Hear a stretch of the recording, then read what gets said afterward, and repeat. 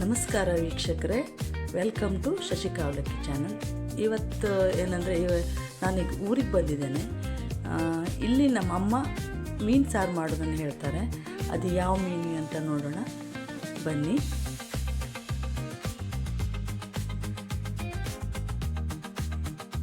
Fresh curly ಮೀನು, ನಮ್ಮ ಊರಲ್ಲೇ ಸಿಕ್ಕಿದಂಥ ಕರ್ಲಿ ಮೀನಿದು. ಇದನ್ನು ಸಾರು ಮಾಡೋಣ, ತುಂಬ ಟೇಸ್ಟಾಗಿರ್ತದೆ. ಅದು ಮೀನು ಕಟ್ ಮಾಡೋದು ಸ್ವಲ್ಪ ಚೇಂಜ್ ಇದೆ, ಅದು ನಾರ್ಮಲ್ ಬೇರೆ ಮೀನು ಥರ ಅಲ್ಲ, ಕ್ರಾಸಲ್ಲಿ ಕಟ್ ಮಾಡಬೇಕಾಗ್ತದೆ.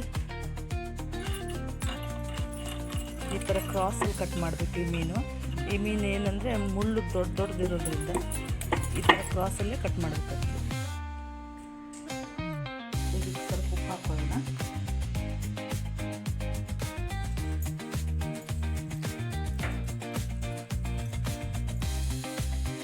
ಹಚ್ಚಿ ಒಂದೆರಡು ನಿಮಿಷ ಇಟ್ಕೊಂಡು ಆಮೇಲೆ ಸಾಂಬಾರಿಗೆ ಹಾಕಿ ಕುದಿಸ್ಬೇಕು.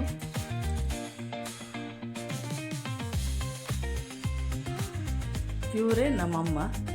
ಅಯ್ಯ, ಇವತ್ತು ಏನು ಸಾರು ಮಾಡ್ತಿದ್ಯಾ ಅಯ್ಯ? ಇವತ್ತೇನು ಮಾಡ್ತಿದ್ಯಾ ಅಯ್ಯ? ಮೀನು ಸಾರು ಮಾಡ್ತೇನೆ.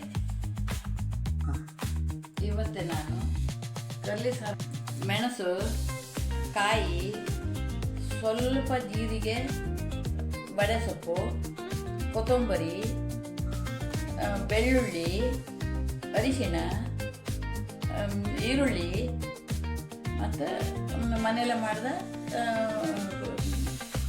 ಮಾವಿನ ಹುಳಿ ಇದಷ್ಟು ಮಸಾಲೆ ಮಾಡಿಕೊಳ್ಳೋಣ.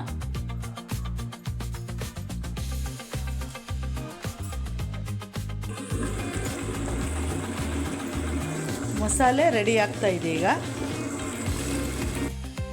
ಮಸಾಲೆನೂ ಈಗ ರೆಡಿ ಆಯಿತು. ಈಗ ಮಸಾಲೆ ತೆಗೆದುಬಿಡೋಣ. ಈಗ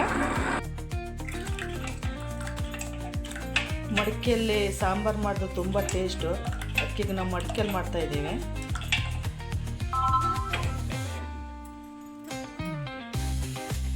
ಸಾರು ಕುದಿಸೋಕೆ ಇಟ್ಟಾಯಿತು.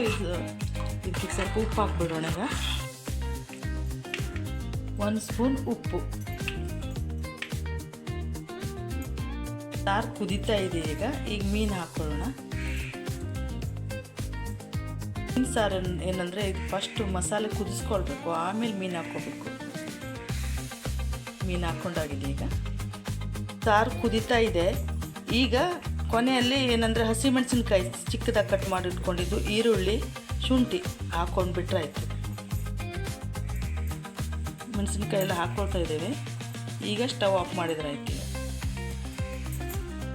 ರೆಡಿಯಾಗಿದೆ ಈಗ ಕರ್ಲಿ ಸಾರು.